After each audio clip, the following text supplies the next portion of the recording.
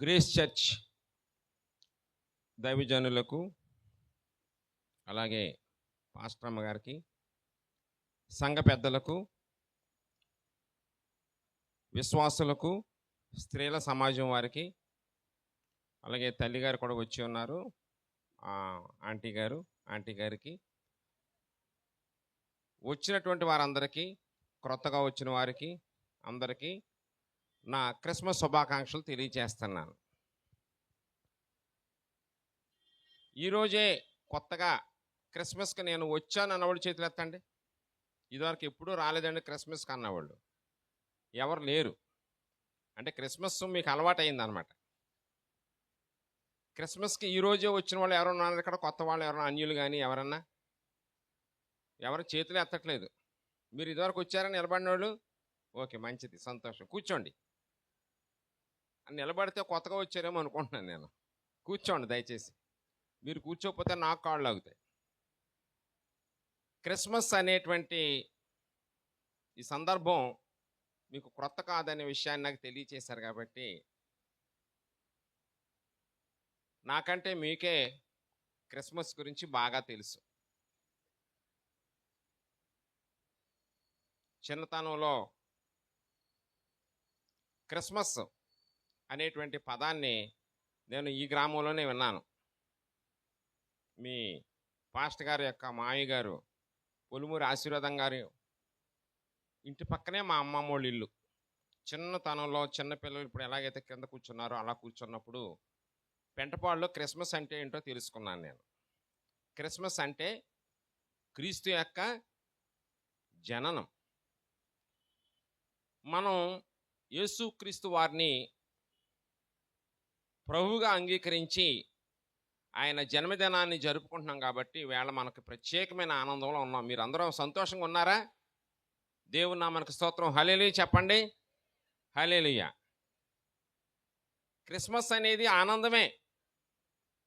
మన ఇంటిలో ఒక బాబు లేదా ఒక పాప పుట్టినప్పుడు ఏ విధంగా ఆనందిస్తామో లోకరక్షకుడు పుట్టాడన్న విషయాన్ని ఆ రోజు కూడా ఎంతోమంది ఆనందించారు. అయితే ప్రభువు మరియమ్మ గర్భాన్న పుట్టాడు అనేటువంటి విషయం మనందరికీ తెలుసు. మనందరము నమ్ముతున్నాం. మనందరం విశ్వాసంతో మనం దాన్ని ముందుకు తీసుకువెళ్తున్నాం, పండగ చేసుకుంటున్నాం. కానీ కొంతమంది తెలియక అసలు దేవుడు పుట్టడం ఏంటి అనేటువంటి విషయాన్ని మనల్ని ప్రశ్నిస్తున్నారు అక్కడక్కడ. వాళ్ళకి మనం సమాధానం చెప్పవలసిన అవసరం ఎంతైనా ఉంది. నిజమే, దేవునికి పుట్టవలసిన అవసరం లేదు. ఆకాశ మహాకాశాలు కూడా పట్టజాలనంత అమరత్వంలో వెలుగులో మన రెండు కన్నులతో చూడలేనటువంటి ఆ దేవుడు భూమి మీదకి ఎందుకు వచ్చాడు అనేటువంటి విషయాన్ని కనుక ఒకసారి పరిశీలన చేస్తే, యెషయా అనే ఒక ప్రవక్త ఉన్నాడు. క్రీస్తు పూర్వము 8వ శతాబ్దంలో ఆయన ద్వారా దేవుడు పలికించాడు. చూడండి ఒక మాట.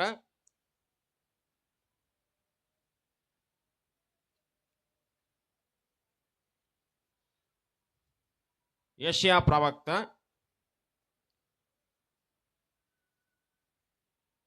8వ అధ్యాయం 6వ వచనం.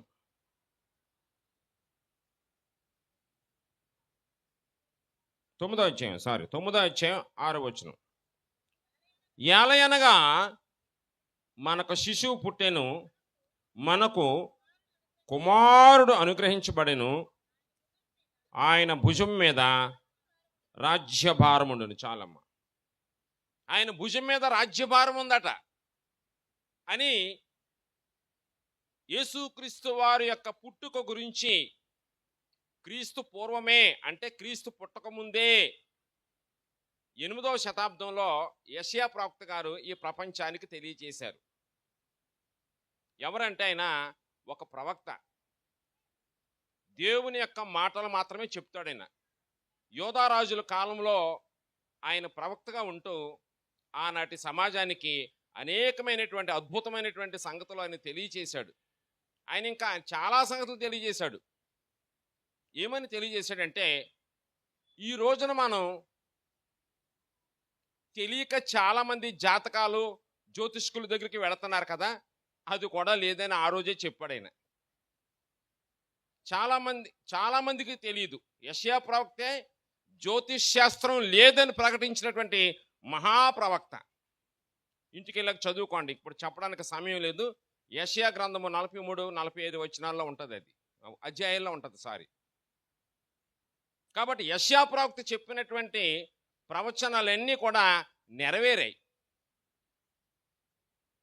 అసత్యములో ఉన్నటువంటి మానవులకి సత్యాన్ని తెలియజేసినటువంటి యెషయా ప్రవక్తని ఏం చేశాడు తెలుసా? మనష్షే అనే రాజు హత్య చేయించాడు ఈ ప్రవక్తని. ఆయన చిట్టుతోరలో దాక్కున్నప్పుడు ఆయన బట్టలో బయటికి కనపడి ఆ చిట్టుని 2 ముక్కలుగా చేశారు. యెషయా రక్తం చిందించబడింది, బలిదానం జరిగింది. యేసుక్రీస్తు వారికి పూర్వం జరిగినటువంటి సంఘటన మీకు చెప్తున్నాను. ఇలాగ ఎంతోమంది ప్రవక్తలు పూర్వకాలంలో బలిదానం చేశారు, రక్తాన్ని చిందించారు. అయినప్పటికీ ఆ రోజుల్లో ఈ యొక్క ప్రవచనాలు ఆగలేదు. కాలము సమీపించినప్పుడు దేవుడు తన కుమారుణ్ణి ఎక్కడి నుంచి పంపించాడమ్మా? ఎవరి గర్భంలోంచి? మరియ గర్భంలోంచి పంపించాడు. ఆ మరియ గర్భంలోంచి పంపించాడు కాబట్టి మన ప్రభు పుట్టుకను క్రిస్మస్గా ఆచరిస్తున్నాం. ఈ విషయం చెప్పండి. యేసుక్రీస్తు పుట్టకముందే యేసుక్రీస్తు ఎవరో, ఆయన ఏమిటి, ఆయన పరలోకంలో నుండి ఎందుకు వచ్చాడు, ఆయన మహిమను తగ్గించుకుని మన దగ్గరికి ఎందుకు వచ్చాడు అనే విషయాన్ని మనం తెలుసుకోవాలి. ఇక్కడ ఒక విషయం గమనించాలి. యేసుక్రీస్తు వారి భూలోకంలో సంచరిస్తున్నప్పుడు నేను నా తండ్రి పంపిస్తేనే వచ్చాను అని అన్నాడు. కాబట్టి చాలామంది ఏమనుకుంటున్నారంటే, ఓహో తండ్రి అయిన దేవుడే దేవుడు కాబట్టి అని కొంతమంది యెహోవా సాక్షులు అయిపోయారు. మీకు తెలిసిన వాళ్ళు ఎవరో ఈ తాడేపల్లిగూడెం పరిసర ప్రాంతాల్లో ఉన్నారు వాళ్ళు. కాబట్టి యెహోవాయే దేవుడు, క్రీస్తు దేవుడు కదా అంటున్నారు. కానీ ప్రభు అంటున్నాడు, నా గురించి మీరు ఏమనుకుంటున్నారని ఆయన అడిగినప్పుడు, మీరు జీవము గల దేవుని కుమారుడు అనుకుని చెప్పినప్పుడు ఒక్కసారి మరొక వ్యక్తి ఏమని చెప్పాడంటే, ఒక్కసారి మాకు తండ్రిని చూపించవా అని అడిగారు. అప్పుడు ఆయన అంటాడు, నన్ను చూస్తే నా తండ్రిని చూచినట్టే. ఎందుకు తండ్రిని చూపించమంటున్నారు? ఇప్పుడు మీకు అర్థమైంది. యెహోవాయే యేసుక్రీస్తు, దేవుని నామమునకు స్తోత్రం. అలాగే ఆయన ఈ భూలోకంలో శిలువ మరణం పొందిన తర్వాత వెళ్ళిపోతూ ఆరోహణమైతూ మీకు నేను ఆదరణకర్తను పంపిస్తానని కూడా చెప్పాడు. మరి ఆదరణకర్త అంటే మరో దేవుడా? కాదు, ఆయన క్రీస్తు ఆత్మే మన మధ్య పరిశుద్ధాత్మగా సంచారం చేస్తుంది. ఈ రోజున పరిశుద్ధాత్మ యొక్క సంకల్పం ద్వారా మీరు ఇక్కడికి వచ్చారు. ఏదో పండగ చేసుకుని, పాయసాలు వండుకుని, అరుసులు వండుకుని, పిండి వంటలు వండుకుని, ఏదో కాసేపు ఇక్కడ కాలక్షేపం చేసేసి ఇక్కడ పలహారం తినేసి వెళ్ళిపోవడానికి రాలేదు. దేవుని యొక్క ఉద్దేశం ఏదో మీ జీవితాల్లో నెరవేరబోతుంది ఈ 2025 సంవత్సరంలో. ఆ ఉద్దేశం చేత మీరు ఇక్కడికి వచ్చారు. ఇక్కడ దేవుని వాక్యము చేత పట్టబడుతున్నారు. దేవుడు ఎవరో తెలుసుకుంటున్నారు. అది అసలైన విషయం. యెషయా ప్రవక్త ఇంకో మాట చెప్పాడు, నాకు ముందుగా ఏ దేవుడును లేడు, ఏ దేవుడును నిర్మించబడలేదు. చూడండి యెషయా ప్రవక్త చెప్పినటువంటి మాట 43వ అధ్యాయం 10వ వచనం. యెషయా ప్రవక్త చెప్పినటువంటి ఒక ప్రవచనాన్ని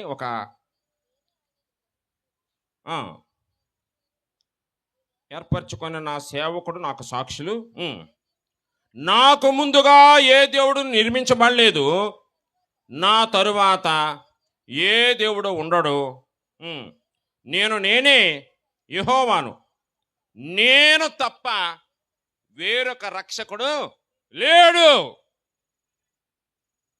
ఎంత భయంకరమైన నిజాన్ని యెషయా ప్రవక్త చెప్పాడు చూడండి. క్రీస్తు పూర్వమే చెప్పేశాడు, నేను తప్ప వేరొక రక్షకుడు లేడు అని ప్రకటించాడు యెషయా ప్రవక్త. ఎంత ధైర్యం ఉందో చూడండి ఆ రోజుల్లో. యేసు ప్రభుని ప్రకటించాలంటే ఏముండాలి? ధైర్యం ఉండాలి. ఎందుకో తెలుసా? యేసు ప్రభుకి సమానంగా ఎంతోమంది పూజించబడుతున్నారు. యేసే దేవుడు, వేరొక దేవుడు లేడని యెషయా ప్రవక్త చెప్తున్నాడు. దేవుని యొక్క సంకల్పం, దేవుని యొక్క శక్తి, దేవుని యొక్క మహిమ, దేవుని యొక్క ప్రభావము, దేవుని యొక్క నిర్భయతత్వం మరణాన్ని కూడా జయించగలదని నిరూపించగాడు.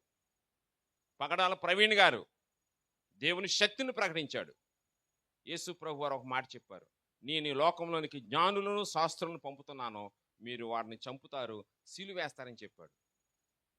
యేసుక్రీస్తు వారికి ముళ్ళ కిరీటం అయితే మనకు గులాబీ కిరీటాలు ఎందుకు వస్తాయి? చాలా మందికి తెలియక యేసుక్రీస్తు వారికి ముళ్ళ కిరీటం కానీ మనకు మాత్రం గులాబీ కిరీటాలు వస్తాయి అనుకుంటున్నారు. ప్రభువు కోసం ప్రాణాలు పెట్టడానికి సిద్ధంగా ఉండాలి క్రైస్తవుడు. ఎప్పుడు ప్రభువు ఏమైనా చేయగలడు. అవసరమైతే మన మరణాన్ని కూడా జయించి మన మరణంలోంచి విడిపించగల మహాశక్తిమంతుడైన.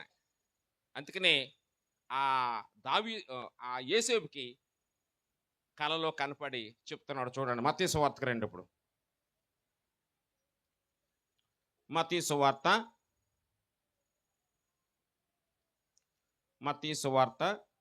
1వ అధ్యాయం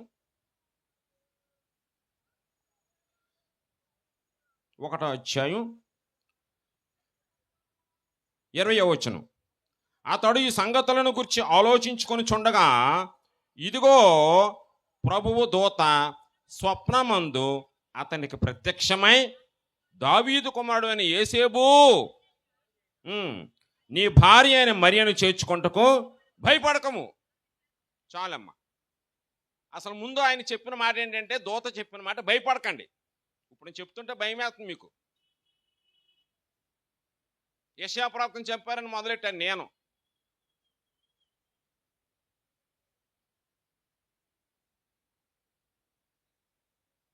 భయపడకమని చెప్తున్నాడు. ఎవరితోటి? యేసేపుతోటి. లూకా సువార్త చూడండి. లూకా సువార్త 1వ అధ్యాయం 29వ వచనం. లూకా సువార్త 1వ అధ్యాయం. ఆమె ఈ మాటకు బహుగా తొందరపడి ఈ శుభవచనము ఏమిటో అని ఆలోచించుకొనుచుండగా, దూత, మరియా భయపడకు, దేవుని వలన కృప పొందితివి. చాలమ్మ, చాలు. అక్కడ యేసేపుతోటి, ఇక్కడ మరియతోటి దూత చెప్తున్న మాట ఏంటి? యేసేపు భయపడకు, మరియా భయపడకు. ముందు భయపడద్దని చెప్తున్నాడు ఆయన. తర్వాత చెప్తున్నాడు అసలు సంగతి. ఏం చెప్తున్నాడు చూడండి. ఇదిగో నీవు గర్భము ధరించి కుమారుని కని ఆయనకు యేసు అని పేరు పెట్టుదువు. దూత చెప్తున్న మాటలు. ఎవరి దూత? పరలోక సైన్య సమూహాలలో ఉన్నటువంటి దూతలు ఉన్నారు ఆయనకి. యేసు ప్రభుని ఒకసారి ఒక దుర్మార్గుడు వచ్చి పట్టుకోవటానికి ప్రయత్నం చేస్తే, ఆ పేతురు అనేటువంటి ఒక భక్తుడు, ఆయన శిష్యుడు, ఆయన మీదకి వెళితే, నువ్వు కత్తి లోపల పెట్టు, నేను ఇప్పుడు గనక తండ్రి అయిన దేవునికి ఫోన్ చేస్తే పరలోక సైన్యం దిగిపోద్దని చెప్పాడు యేసుక్రీస్తు వారు. తెలుసా మీకు ఆ విషయం? యేసు ప్రభు అంటే చాలామంది ఏదో గొర్రెలు కాసుకుని ఒంటరిగా ఉంటున్నాడు అనుకుంటున్నారు. సర్వసృష్టికర్త, సర్వోన్నతుని కుమారుడు, ఈ జగములను సృష్టించిన వాడు, రాజులకు రాజు, ప్రభువులకు ప్రభు, భూపతులకు అధిపతి. ఈ భూమిని పరిపాలించే రాజులందరికీ కూడా ఆయన అధిపతి. ఆయన చెప్తున్నాడు, ఇదిగో ప్రకటన గ్రంథంలో ఒక మాట ఉంది, ఇదిగో మృతుడనైతేనే గాని యుగ యుగములు సజీవుడుగా ఉన్నాను. దేవుని నామానికి స్తోత్రం. అది ఆయన శక్తి. ఒకవేళ ఆయన చంపేశారు, ఆయన సిలువేశారు, ఆయన చనిపోయాడు అనుకుంది లోకం, కానీ యుగ యుగములకు సజీవుడై ఉన్నాడు కాబట్టే ఈ రోజున మనం క్రిస్మస్లో ఆనందిస్తున్నాం. ఆయన పునరుద్ధానపు శక్తి చేత మనం ఆరాధనలో పాల్గొన్నాం. ఈ ఆరాధన సామాన్యమైన ఆరాధన అయితే కాదు. మీ జీవితాన్ని మార్చే ఆరాధన, మీ జీవితంలో ఉండేటువంటి సమస్యలను తీర్చే ఆరాధన, మీ జీవితంలో ఎలాంటి ప్రతికూల పరిస్థితులు ఎదురైనప్పటికీ వాటి నుంచి విడిపించగల దేవుడు ఎవడన్నా ఉన్నారంటే మన ప్రభు అయిన యేసు క్రీస్తు అనే విషయాన్ని బహిరంగంగా చెప్తున్నాను ఈరోజు. కాబట్టి ఆయన గురించి చాలామందికి తెలియదు. ఎందుకంటే ఆయన ఒక మనిషి అని, ఒక మహానుభావుడని, ఒక ప్రవక్తని, ఒక మంచి మనిషి అని, ఒక మతస్థాపకుడని, ఒక మంచి మాటలు చెప్పినవాడని, ఆయన్ని పాపం అనవసరంగా మంచి మాటలు చెప్పారని, చంపేశారని లోకం అనుకుంటుంది. ఎందుకంటే లోకానికి ఎవరు తెలియదమ్మా? యేసు ప్రభు తెలియదు. లోకానికి ఎవరు తెలియదు? యేసు ప్రభు తెలియదు. మరి లోకానికి యేసు ప్రభు తెలియాలంటే ఎవరిని పెట్టాడు? ఇక్కడ యేసు ప్రభు స్థానంలో మిమ్మల్ని పెట్టాడు, మనల్ని పెట్టాడు. మనల్ని చూస్తే యేసు ప్రభు కనపడాలి. దేవుని నామానికి స్తోత్రం. మనల్ని చూస్తే యేసు ప్రభు కనపడాలి. ఓరు మనం చూస్తే యేసు ప్రభు కనపడకుండా వాళ్ళు ఎవరైనా కనపడ్డారు అనుకో, ఓరు బాబు క్రైస్తవులు అంటే ఇలాగే ఉంటారా అనుకుంటారు వాళ్ళు. అందువల్ల లోకం యేసు ప్రభువుకు తెలియదు. లోకం ఎవరిని చదువుతో తెలుసా? క్రైస్తవులను చదువుతూ ఉంటుంది, క్రైస్తవులను చూస్తుంది, క్రైస్తవుల్ని కనిపెడతా ఉంటుంది ఎలా ఉన్నారని. వీళ్ళ భక్తి ఏంటి, వీళ్ళ ముక్తి ఏంటి, వీళ్ళ బ్రతుకేంటి, వీళ్ళ జీవితం ఏంటి, వీళ్ళు ఎక్కడికి వెళ్తున్నారు, ఈ పెళ్ళికి ఎక్కడికి వెళ్తున్నారు, గృహప్రవేశం చేసుకున్నప్పుడు టైం ఎక్కడ పెట్టించుకుంటున్నారు, ఈ పెళ్ళికి ఎక్కడెక్కడికి వెళ్తున్నారు, వాళ్ళు కనిపెడతా ఉంటారు. ఓరు బాబు ఎలా క్రైస్తవులను విమర్శించిన వాళ్ళు చాలామందిని చూశాను నేను. మన ప్రభువు కాలాలను సృష్టించిన వాడు. ఎవరో కాలాన్ని నిర్దేశించక్కర్లేదు. మనకి కాలాలని, సమయాలు ఆయన స్వాధీనంలో ఉన్నాయి. తెలుసుకోండి క్రైస్తవులారా, క్రైస్తవులందరూ తెలుసుకున్న విషయం అంటే కాలములు, సమయములు ఆయన స్వాధీనంలో ఉన్నాయి. కాబట్టి మీరు వచ్చి దైవజనుడి చేత ఒక నిర్ణయం తీసుకుని, ఒక పెళ్లి చేసుకున్నా, ఒక ఇల్లు కట్టుకున్నా, ఏ కార్యక్రమం చేసినప్పుడు కూడా దేవుని మీద ఉన్నారా, దేవునికి వ్యతిరేకంగా రెండు ఆప్షన్స్ ఇచ్చాడు. మీరు దేవునికి సిరికి దాసులుగా ఉండనేరరు చెప్పేశాడు. ఉంటే ఇటువైపు ఉండు, దేవునిలో ఉండు, లేదా వెళ్ళిపో, లోకంలోకి వెళ్ళిపో. ఇటువైపు ఉండొద్దు. అంటే దాని అర్థం ఏంటి? ఇప్పుడు అందరిని వెళ్ళిపోమని కాదు ఇక్కడ దీని అర్థం.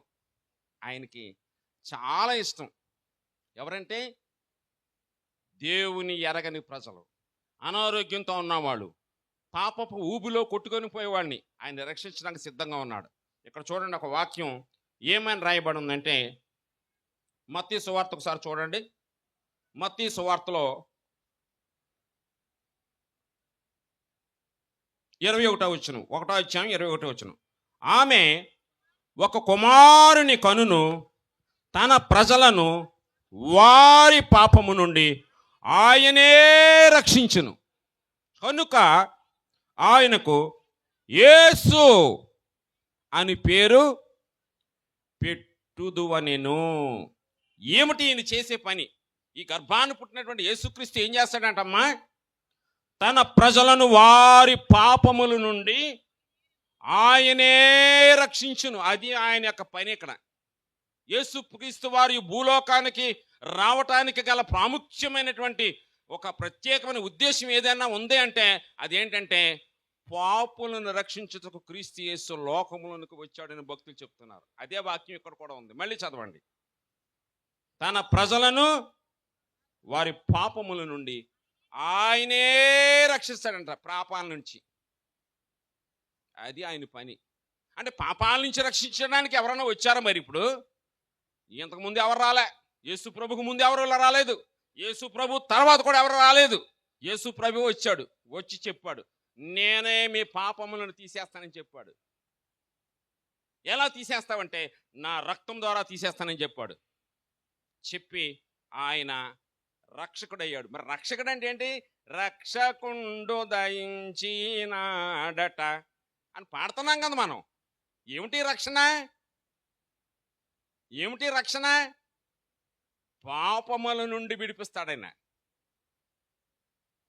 మరి మనిషి పాపం చేయకుండా ఉండగలడా? ఉండగలడు. ఎప్పుడు ఉండగలడు? యేసు ప్రభువుని ప్రభువుగా అంగీకరించినప్పుడు, యేసుక్రీస్తు యొక్క మాటలని హృదయంలో భద్రము చేసుకున్నప్పుడు, మరియవలే యేసు ప్రభువుని వెంబడిస్తున్నప్పుడు, యేసు ప్రభు చెప్పిన మాటలు రోజు జ్ఞాపకం చేసుకున్నప్పుడు నువ్వు యేసు ప్రభువులాగా మారిపోతావు. యేసు ప్రభువులాగా నువ్వు ఎప్పుడైతే మారిపోయావో యేసు ప్రభువుని అనుసరిస్తావు, నువ్వు యేసునే నమ్ముతావు.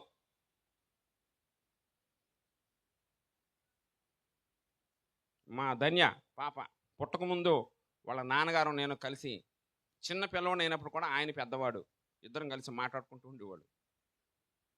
నాకు ధన్య అనే పాప పుట్టడం ఎప్పుడో పుట్టింది, తర్వాత ఎప్పుడో. ఆ పాప పెద్ద అయిన తర్వాత యవనొస్తాయిన తర్వాత ఒక మాట చెప్పింది, అన్న నేను వివాహం అన్నా చేసుకుంటూ మానేస్తాను, కానీ ఎప్పటికైనా దైవ సేవకుడిని చేసుకుంటాను. దేవుని నామానికి స్తోత్రం. ఇదిగో ఇక్కడ ఉన్నటువంటి పాస్టర్ గారు, ఆయన ఎవరో వాళ్ళకి తెలియదు, వీళ్ళెవరో వాళ్ళకి తెలియదు. ఈయన ఏదో పాపం ఇక్కడ మీకన్నా బాగా తెలుసు, ఈయన గురించి నాకు తెలియదు, వీళ్ళ గురించే తెలుసు. నాకు ధన్యవాళ్ళ ఫ్యామిలీయే నాకు తెలుసు, ఈయన గురించి నాకు తెలియదు. దేవుడు ఎక్కడ ఏర్పాటు చేశాడు వీళ్ళకి? ఆయన కార్యాలు, ఆశ్చర్యకార్యాలు చేస్తాడు దేవుణ్ణి నమ్ముకుంటే. రిజర్వేషన్ లేదని, ఉద్యోగాలు లేవని, మన కులం మంట కలిసిపోతుందని, మనం క్రైస్తవులు అని చెప్పుకుంటే ఎవడన్నా మనల్ని హీనపరుస్తారని అనే బాధ మీకు అక్కర్లేదు. ఎందుకంటే ఆయన రక్షకుడు. ఆయన ఎలాగైనా ఇస్తాడు నీకు, ఎలాగైనా పోషించగల సముద్రుడు, సామర్థ్యము గలవాడు, బాహుబలము గలవాడు.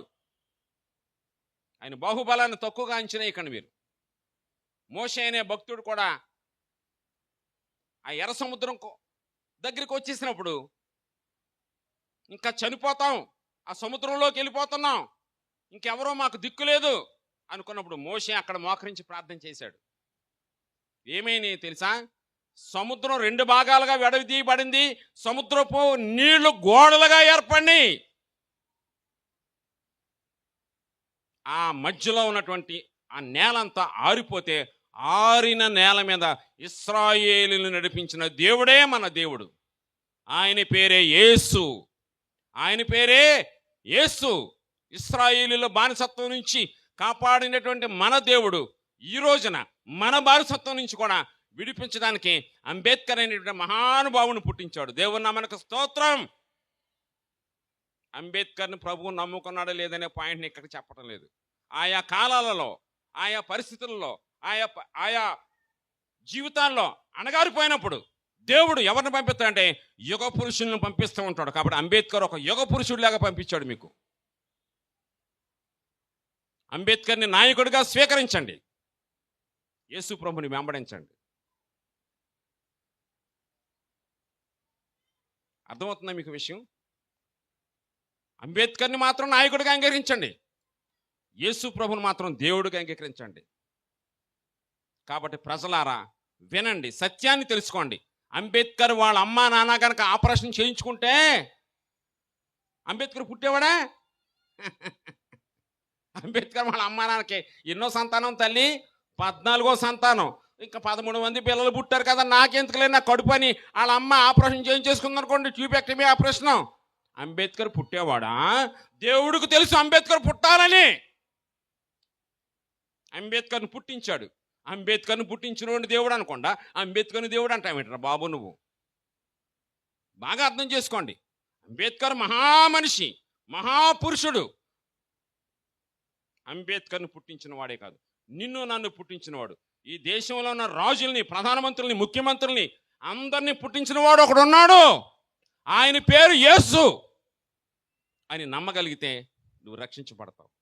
దేవుడు ఎవరిని కూడా చెవి మెలిపెట్టి నిన్ను పరలోకంలోకి తీసుకురమ్మని ఎవరు అండవు. ఒక భక్తుడు అంటున్నాడు, ఎవరు చాలామంది తెలియక రోజు ఏమనుకుంటారంటే క్రైస్తవులు చూసి, ఓరు బాబు ఏళ్ళెవర్రా మతాలు మార్చేస్తానంటారు. మనం ఎవరి మతం మార్చట్లేదు, మనం ఎవరి మతం మార్చట్లేదు తల్లి. మిమ్మల్ని ఎవరన్నా మతం మార్చారా? మీరే యేసు ప్రభు దగ్గర సొంతంగా వచ్చారు.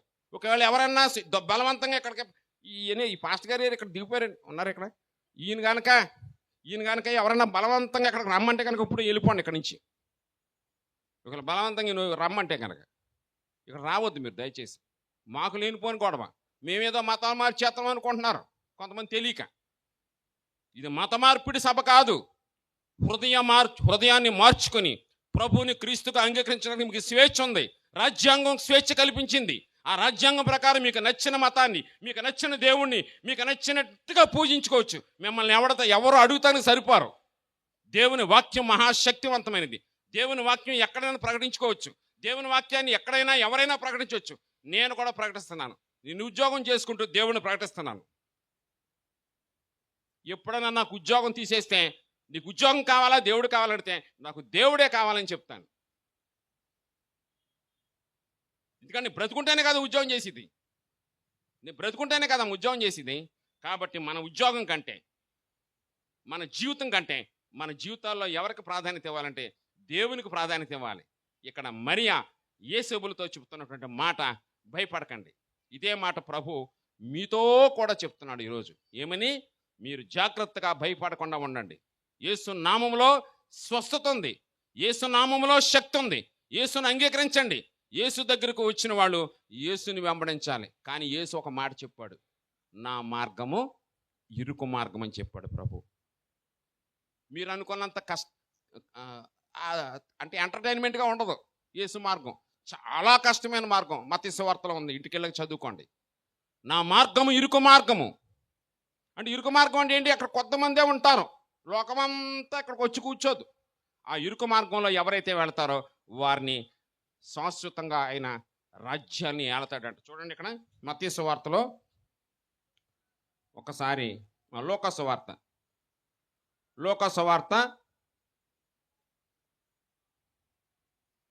1వ అధ్యాయం 33వ వచనం. ఆయన యాకోబు వంశస్థులను యుగయుగములు ఏలును, ఆయన రాజ్యము అంతము లేనిదై ఉండనని చెప్పాను. ఆయన రాజ్యానికి అంతము లేదు. యేసు ప్రభు స్థాపించిన రాజ్యానికి అంతం లేదు. యేసు ప్రభు స్థాపించిన రాజ్యం ఎక్కడుందంటే అది మన మధ్యలోనే ఉంది. మనల్నే ఒక జయస్తంభముగా కడుతున్నాడు. ఇక్కడ యేసు ప్రభులోకి వచ్చిన వారందరినీ కూడా ఒక స్తంభంలాగా తయారు చేస్తాడు మీ అందరినీ. ఆ స్తంభాలుగా మీరు ఉండాలి. ఈ స్తంభాలు ఏమవుతాయంటే రేపు పరలోక రాజ్యంలో మనమే ఆ స్తంభాలం అయిపోతాం. ప్రతి ఒక్కరికి తెలుసు ఈ లోకం శాశ్వతం కాదని. ఎవరైనా చెప్పగలరా ఈ లోకంలో ప్రశాంతంగా నేను ఎల్లప్పుడూ జీవిస్తానని చెప్పగలిగే మొనగాడు ఎవడు లేడు. నేను ఎప్పుడూ ఉంటానని చెప్పే మొనగాడు ఎవరన్నా ఉన్నారంటే ఆయన పేరు యేసు. నేను నిత్యము ఉంటాను, నాతో పాటు మిమ్మల్ని కూడా ఆ రాజ్యంలో నిన్ను శాశ్వతంగా పెడతాను. కాబట్టి నువ్వు ఎవరైనా సరే, నీ జాతి, నీ కులం, నీ ప్రాంతం, నీ వర్ణం, నీ ధనం, నీవెవరైనా సరే ఆయన పాదాల దగ్గరకు వచ్చి మోకరించి ప్రభువునిగా అంగీకరిస్తే ఆయన ఏం చేస్తాడు? నిన్ను హత్తుకొని నిన్ను ముద్దాడి నిన్ను పరలోక రాజ్యానికి అర్హత సంపాదించుకునేలాగా చేస్తాడు. ఈ రోజున ఎవరైనా ఈ వాక్యాన్ని విని మారు మనసు పొందితే మీటింగ్ అయిన తర్వాత ఇక్కడ పాస్టర్ గారిని కలవండి. ఆయన మీకు ఇంకనూ అనేకమైన సంగతులు తెలియజేసి మీకు బాప్తిసం ఇచ్చి మిమ్మల్ని దేవుని రాజ్య వారసులుగా ఎలా ఉండాలో ఇంకా తెలియజేస్తారు. దేవుని రాజ్యము అంతము లేనిది. ఆయన దానియేలు గ్రంథంలో ఒక మాట వ్రాయబడింది, ఆయన రాజ్యము యుగయుగములో ఉంటుందంట. ఆయన రాజ్యానికి అంతం లేదు. ఒకవేళ ఎవరైనా నీ రాజ్యం ఎక్కడుంది అడిగితే ఇదిగో అక్కడ ఉంది ఇక్కడ ఉందని చెప్పడం లేదు. ఎక్కడ పడితే అక్కడ ఉంది ఆయన రాజ్యం. ఇక్కడ పాటలు పడుతున్నాయి, ఇక్కడ ఉంది రాజ్యం. అదిగో అక్కడెక్కడో పాటలు పడుతున్నాయి మీ ఊర్లోనే, అక్కడ ఉంది రాజ్యం. ప్రపంచం అంతా కూడా ఈవేళ ఆయన రాజ్య సువార్త జరుగుతుందని చెప్పగలను. కారణం ఏంటంటే ఆయన ప్రపంచాన్ని సృష్టించినటువంటి మహాదేవుడు. ఈ మహాదేవుణ్ణి మనం జన్మదినంగా జరుపుకుంటున్నామంటే దానికి కారణం ఏంటంటే ఆయన యొక్క శక్తి, ఆయన యొక్క బలము, ఆయన యొక్క బలాన్ని మనం తప్పనిసరిగా నమ్మి తీరాలి. ఇక్కడ ఎవరిని కూడా బలవంతంగా రమ్మని ఆహ్వానించి ఎవరిని ఇష్టమైతే వస్తారో లేకపోతే లేదు. ఎవరిని కూడా బలవంతం ఇక్కడికి వచ్చి యేసు ప్రభువుని నమ్ముకోండి, యేసు ప్రభువుని నమ్ముకోండి అని మేము ప్రకటించాం. ఉన్నవాళ్ళనే యేసు ప్రభువులో స్థిరపరుస్తాం. మేము ఆల్రెడీ నమ్ముకున్న వాళ్ళనే స్థిరపరుస్తున్నాం. ఒకవేళ ఎవరైనా కొత్తగా వస్తే ఈ మాటలు విని ఎవరైనా కావాలంటే మీకు ఉచితంగా కూడా బైబిల్ పంచుతాం, తీసుకోండి, ఇక్కడ పెడతాం. అంతేకాని మీ ఇంటికి వచ్చి మేము మాత్రం ఇవ్వం. మా మతం మంట కలిసిపోతుందనే భయం మా క్రైస్తవులకు లేదు. క్రైస్తవ్యం మతం కాదు. క్రైస్తవ్యానికి కులం లేదు. క్రైస్తవ్యంలో జాతి లేదు, వర్ణం లేదు, ప్రాంతం లేదు, ఎక్కడైనా ఉండొచ్చు. క్రిస్టియానిటీ అనేది ఒక యూనివర్సల్ రైట్. ఎక్కడైనా నువ్వు ప్రభు అయిన ఈ భూమండలంలో ఆస్ట్రేలియాలో ఉన్నా, కువైట్లో ఉన్నా, దుబాయ్లో ఉన్నా, ఎక్కడున్నా సరే ఐఆమ్ ఏ క్రిస్టియన్ అని చెప్పగలిగే దమ్ము సత్తా మనకు ఉండాలి. ఉన్నప్పుడే ప్రభు నిన్ను ఎక్కడ కనుక నువ్వు ఒప్పుకుంటే ఆయన్ని పరలోకంలో కూడా నిన్ను ఏం చేస్తాడు? తల్లి ఒప్పుకుంటాడు. దేవుని నామానికి స్తోత్రం. ఇలాంటి అద్భుతమైనటువంటి క్రిస్మస్ ఆరాధనలకు మీరు వచ్చి దేవుని యొక్క ఆశీర్వాదాలతో నింపబడి యేసు ప్రభు యొక్క మహిమను, శక్తిని ఆరాధనలో ఉండి నడిపించబడాలి. ప్రతి వారం 52 ఆదివారాలు అండి అయ్యగారు, 52 ఆదివారాలు దేవుని సువార్త ప్రకటించబడుతుంది. ఈ ప్రత్యేకమైన దినంలో ఆయన ఎవరో తెలుసుకోవటానికి ఒక ప్రత్యేకమైనటువంటి సువార్త అందజేయబడుతుంది. ఇదే క్రిస్మస్ గురించి చర్చిలోనూ చెప్తాం. కాకపోతే ఈవేళ ఇక్కడ ఎందుకు చెప్తున్నామంటే బహిరంగంగా ప్రకటిస్తున్నాం దేవుని సువార్తను ప్రకటించుకుని సిగ్గుపడేవాడు కానన్నాడు ఒక భక్తుడు. ఎవరంటే పౌలు, ఆయన పేరు. ఆయన ఒకప్పుడు యోధా మతంలో ఉండేవాడు. ఆయన యేసు ప్రభువుని నమ్ముకున్నాడు. ఆయన ఏం చేశాడంటే క్రైస్తవుల మీద ద్వేషం వెదజల్లేవాడు, క్రైస్తవులను చంపేసేవాడు, క్రైస్తవుల్ని ఇష్టం వచ్చినట్టుగా బాధించేవాడు, యోధా మతనిష్ట సాంప్రదాయంలో ఉండేవాడు. అలాంటి వ్యక్తి ఒకసారి దమస్కు పట్టణానికి వెళ్ళిపోతున్నాడు. గుర్రం మీద వెళ్ళిపోతుంటే ప్రభువు ప్రత్యక్షమయ్యాడు. మన ప్రభువు యేసు ప్రత్యక్షమయ్యి, సౌలా సౌలా నన్నెందుకు హింసిస్తున్నామని చెప్పగానే గుర్రం నుంచి పడిపోయిన వెంటనే ఆయన క్రీస్తును ప్రభువుగా స్వీకరించి క్రీస్తు ప్రేమ సువార్తను చాటడం మొదలుపెట్టాడు. ఎప్పుడైతే క్రీస్తుని ప్రకటించడం మొదలుపెట్టాడో ఈ లోకానికి ఆయన ఏమైపోయాడు? శత్రువైపోయాడు. శత్రువైపోతే అపోస్తలుడైన పౌలు అనేటువంటి రాసిన సువార్త మనం చదువుకుంటాం. ఆయన కూడా హత్య చేశారు. ఒక దిమ్మ మీద పెట్టి తల పెట్టి ఆయన్ని నరికి చంపారైంది. దాని అర్థం ఏంటనుకుంటున్నారు? క్రైస్తవం ఏంటో మాటల రక్తంతో కట్టబడిన సామ్రాజ్యం అంది. యేసు ప్రభు రక్తంతో నిన్ను, అమూల్యమైన రక్తంతో నిన్ను కొనుక్కున్నాడు. ఆయన సువార్త, ఆయన పుట్టుక, ఆయన జన్మం ఎందుకంటే నిన్ను నన్ను రక్షణలోకి నడిపించి రక్షణ ద్వారా నిన్ను పరలోక రాజ్యానికి తీసుకెళ్ళడానికి ఆయన సిద్ధంగా ఉన్నాడు. ఆయన యొక్క శక్తిని, ఆయన మరణించిన వారిని లేపేశాడు. ఆయన బ్రతుకున్న సమయంలో కుష్ఠరోగులను బాగు చేశాడు. ఎన్నో సంవత్సరాల నుంచి బ్లీడింగ్ అయిపోయినటువంటి లేడీస్ని ఆయన స్వస్థపరిచాడు. ఎన్నో ఆశ్చర్యకారులు అద్భుతాలు చేసినందువల్ల ఆయన అంటే కలవరం వచ్చేసింది. ఆయన ఏమైనా సరే చంపేయాలనుకుని చంపారు. అదే మనం ఈస్టర్ పండుగలో చెప్పుకుంటాం. మనం అయితే ఇప్పుడు జన్మదినంలో చెప్పుకుంటున్నాం కాబట్టి మనం చెప్పుకోవాల్సిన విషయాలు ఏంటంటే మనం ఆయన రక్షకుడుగా మన కోసం ఆయన పుట్టాడని, మన పాపాలు విమోచించడానికి ఆయన మన కోసం మరియ గర్భాన్ని పుట్టాడని, ఆయన నా కోసం ఏదైనా చేయగలడని. ఒకవేళ నీవు సంతానం లేకపోతే నీకు సంతానం ఇవ్వగల దేవుడు, ఒకవేళ నీకు ఏ విధమైన ఇబ్బందులు ఉన్నప్పుడు కూడా ఇబ్బంది నుంచి రక్షించగల దేవుడు నాకున్నాడని నువ్వు విశ్వసించగలిగితే దేవుడు ఈ రాత్రి సమయంలో నీతో మాట్లాడతాడు. అందుకని ఒక భక్తుడు వినిస్టన్ చర్చిల్ ఒక ఆయన అంటాడు, క్రిస్మస్ అనేది ఆనందించే సమయం కాదంట, ఆత్మ పరిశీలన చేసుకునే సమయం. మీరందరూ కూడా ఆత్మ పరిశీలన చేసుకోవాలి. ఈరోజు ఆత్మ పరిశీలన చేసుకుని ఈ అద్భుతమైనటువంటి వర్తమానం ద్వారా మీరు ఇంకనూ దేవునిలో ఎదిగి స్థిరపరచబడి ఎలాంటి ఇబ్బందులు వచ్చినా, ప్రతికూల పరిస్థితులు ఎదురైనప్పటికీ అనేక శ్రమలు అనుభవించి దేవుని రాజ్యానికి అర్హత కావాలని ప్రభు పక్షంగా మిమ్మల్ని ప్రార్థిస్తున్నాను నేను. ఎందుకంటే మన ప్రభు గొప్పవాడు. అన్యజనులలో ఆయన ప్రకటించడానికి తీర్మానం చేసుకున్నాను నేను. అన్యజనుల్లో ఆయన ప్రకటించాలి. ఆయన కార్యాలు, ఆయన చేసిన కార్యాలు ఈరోజు ఆ రోజు కూడా యేసుక్రీస్తు వారు చేసినటువంటి కార్యాలు అనేక మంది ఆయా ప్రాంతాల్లో చెప్పడం వల్ల అనేక మంది ఆయన నమ్ముకున్నారు. యూదుల్లో కలవరం వచ్చేసింది. ఆయన పుట్టినప్పుడు కూడా రాజుగారు ఎవరైనా సరే 2 సంవత్సరాల్లో పిల్లలందరినీ కూడా చంపేయమని ఆజ్ఞాపించాడు. అయితే వీళ్ళ దాక్కుని తప్పించుకుని దేవుని సంకల్పం కోసం వారు యేసుక్రీస్తు వారు మన జీవితాల్లో ఒక ప్రత్యేకమైన రక్షణ నెలకొల్పించాడు. ఆయన కూడా 12 ఏళ్ల వయసులో ఆయన ఏం చేశాడంటే సమాజ మందిరాల్లోకి వెళ్ళేవాడు. ఎందుకంటే ఆయన పుట్టినప్పుడు క్రైస్తవ్యం లేదు. ఆయన యోధా మతంలో పుట్టాడు, యూదుల మధ్యలో పుట్టాడు, బెత్లెహేములో పుట్టాడు. ఆయన ఒక ప్రాంతంలో పుట్టాడు. ఒక ప్రాంతంలో పుట్టినప్పటికీ ఆయన సువార్తని ప్రపంచమంతా నమ్ముతుంది. ఇప్పుడు ఆయన చనిపోయాక ఇంకా విస్తరించబడింది. ఎవరైనా ఒక క్రైస్తవుడు చనిపోతే అనేక మంది క్రైస్తవులు లేపబడతారు. దేవుని నామానికి స్తోత్రం. ఒక క్రైస్తవుడు చనిపోయారనుకోండి, అలాగే యేసుక్రీస్తు వారు చనిపోయిన తర్వాత క్రైస్తవ్యం వాడవాడలా విస్తరించింది. క్రైస్తవులు అంటే ఈ సమాజానికి ఒక గొప్ప ఆశీర్వాదకరంగా ఉండేటువంటి వారు. జవహర్లాల్ నెహ్రూ మన ప్రధానమంత్రి, ఆమె అతను జైల్లో ఉన్నప్పుడు ఇందిరాగాంధీకి ఉత్తరం రాశాడంటే ఏమని, అమ్మా తల్లి, క్రైస్తవుల జోలికి వెళ్ళొద్దు.